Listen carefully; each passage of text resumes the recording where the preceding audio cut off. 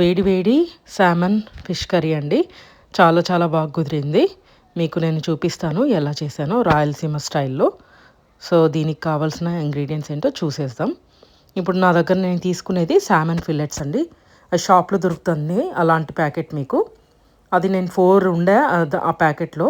దాన్ని హాఫ్‌గా అట్లా కట్ చేసుకుంటే అన్ని పీసెస్ వచ్చాయన్నమాట.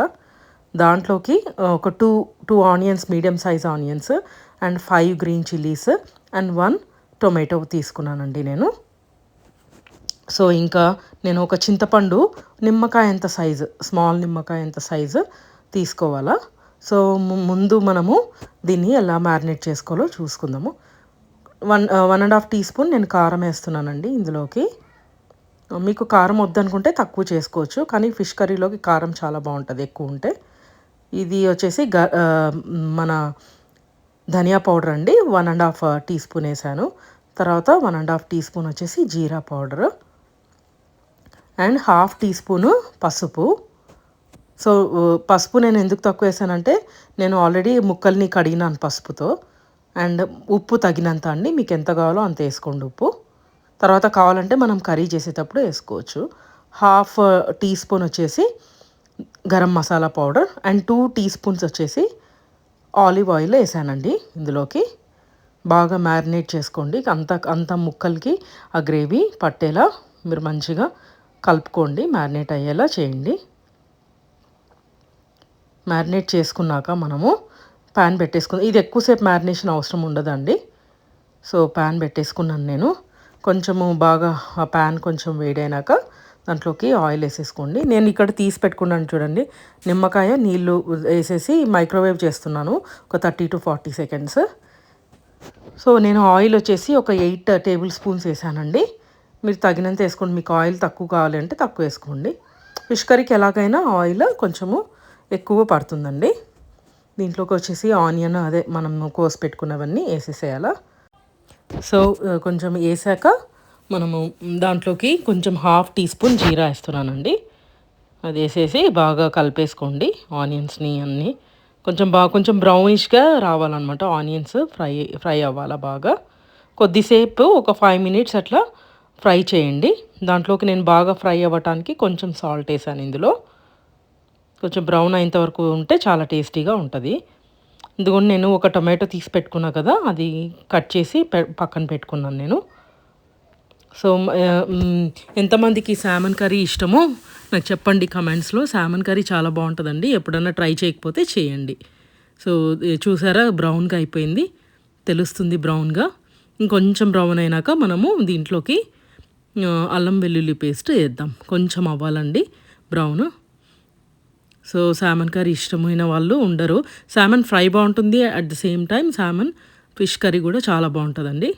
అంటే ఎవరన్నా త్వరగా ఇంట్లో ఎవరైనా గెస్ట్లు వస్తున్నారంటే ఫాస్ట్గా చేయడానికి ఇది చాలా ఈజీ మెథడ్ అనమాట ఇది.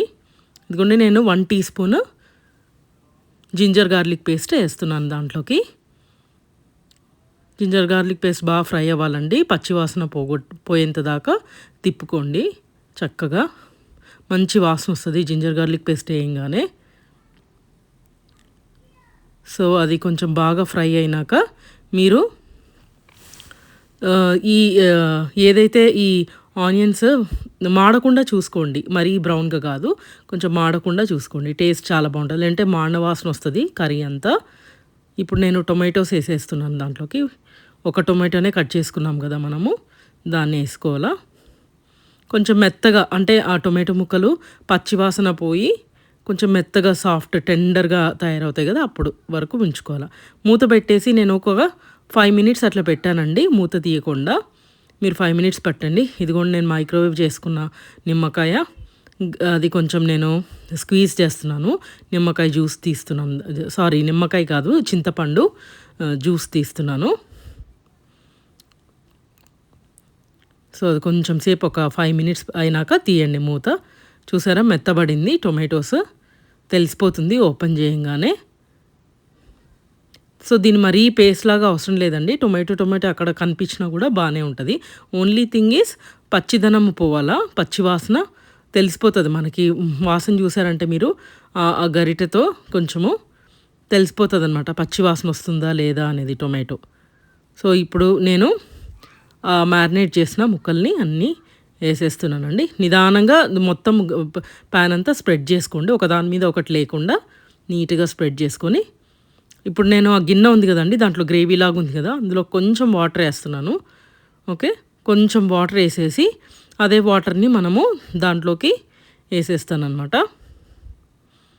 దాంట్లోకి వేసుకోండి. కొంచెం ఇప్పుడు మళ్ళీ నిమ్మకాయ మన చింతపండు రసంని వేసేసుకోవాలి. ఇంకా దాంట్లో ఇంకా గుజ్జు వస్తుందండి. కొంచెం వాటర్ వేసుకొని ఇంకొంచెము స్క్వీజ్ చేసుకోవచ్చు అనమాట రసాన్ని. మీకు తగినంత చింతపండు రసం, మీకు ఎక్కువ పులుపు అక్కర్లేదు అంటే మీరు తగ్గించుకోవచ్చు. కరివేపాకు ఈ టైంలో వేయాలండి. కరివేపాకు మంచిగా ఒక 2 రెమ్మలు ఫుల్ వేస్తే చాలా బాగుంటుంది టేస్ట్. కరివేపాకు వేసేసి మంచిగా తిప్పుకోండి. తిప్పేసుకొని చూసారా, నేను మళ్ళీ వేస్తున్నాను ఎందుకంటే అది కొంచెం ఇంకా ఉంది దాంట్లో గుజ్జు, అందుకని నేను నీళ్ళు వేసి కొంచెం స్క్వీజ్ చేసి చేశాను అనమాట. ఈ టైంలో కొంచెం ఉప్పులు సరిపోయిందో లేదో అని చెక్ చేసుకోండి. సరిపోకపోతే మీరు ఉప్పు కొంచెం వేసేసుకోవచ్చు. నేను ఇక్కడ ఉప్పు వేస్తున్నాను, నాకు సరిపోలేదు అందుకని కొంచెం వేసాను అనమాట. అండ్ కారం కూడా నాకు తక్కువ అనిపించింది, ఇంకొక 1/2 టీ స్పూను కొంచెం కారం వేసాను. కారం ఉంటేనే ఈ ఫిష్ కర్రీ చాలా బాగుంటుందండి. మూత పెట్టేసి కొద్దిసేపు పెట్టండి, ఒక 5 to 8 మినిట్స్. ఫస్ట్ 5 మినిట్స్ ఫుల్గా పెట్టండి, తర్వాత మళ్ళీ ఒక 3 to 4 మినిట్స్ పెట్టవచ్చు. సరిపోలేదు అంటే చూడండి ఉడుకుతుంది మంచిగా. సో తిప్పేటప్పుడు, స్పెషల్లీ తిప్పేటప్పుడు ఫిష్ కర్రీని గరిట నేను పెడుతున్నాను కదా, ముక్కల మీద పెట్టట్లేదండి, దాని పక్కన రసం ఉంది కదా, ఆ జ్యూస్లో ఇట్లా పెట్టి జరుపుతున్నాను అనమాట. సో దాన్ని మీరు ముక్కల్ని టచ్ చేశారంటే ఇరిగిపోతాయి. ఇప్పుడు ఉప్పు కారం అన్నీ టేస్ట్ చేయండి, కరెక్ట్గా ఉంది. నేను మళ్ళీ ఉప్పు కారాలు ఏమి వేయలేదు, కరెక్ట్గా సరిపోయింది నాకు. చాలా టేస్టీగా ఉండే నేను ఆ జ్యూస్ కర్రీ టేస్ట్ చేసినప్పుడు. మళ్ళీ కొద్దిసేపు మూత పెట్టానండి, మూత పెట్టేసి ఒక 3 to 4 మినిట్స్ పెట్టేసేయండి. చూసారా ఎంత మంచిగా వచ్చిందో. నోరు ఊరుతుంది కదండి దాన్ని చూస్తుంటేనే. సో దాంట్లోకి కొంచెము కొత్తిమీర వేసేసుకోండి, కట్ చేసుకోండి స్మాల్గా. సో కొత్తిమీర చాలా టేస్ట్ ఇస్తుంది. మీరు లాస్ట్లో దింపే ముందు వేయకుండా కొత్తిమీర కొంచెం ముందు వేస్తే ఆకు కూడా కొంచెం ఉడుకుతుందండి, లేకపోతే పైన ఆకు అట్లనే ఉండిపోతుంది అనమాట. మనకి తినేటప్పుడు కూడా ఆకుగా తగులుతూ ఉంటుంది.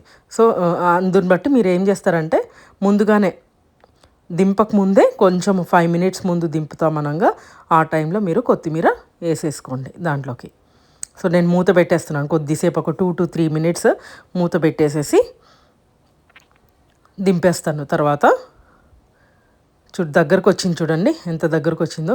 దీన్ని గ్రేవీగా కూడా చాలా బాగుంటుందండి, దగ్గర గ్రేవీ, పులుసులాగా కాకుండా నేను ఒకసారి గ్రేవీగా కూడా చేసుకున్నాను, మీకు చూపిస్తా అది కూడా ఎలా చేశాను అనేది.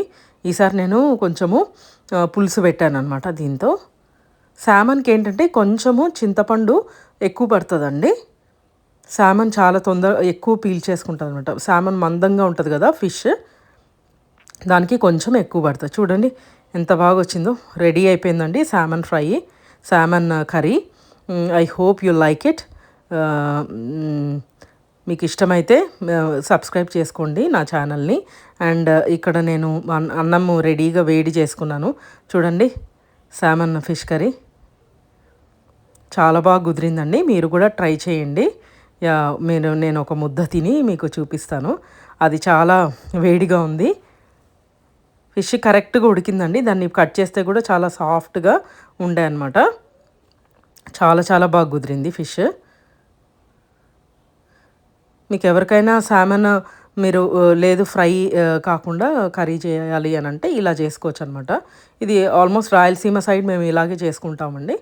మీరు కూడా ట్రై చేయండి. చూడండి ఆ ముద్ద ఎంత బాగుందో. మీరు కూడా ట్రై చేసేసి చెప్పండి కమెంట్ సెక్షన్లో ఎలా వచ్చిందో మీకు.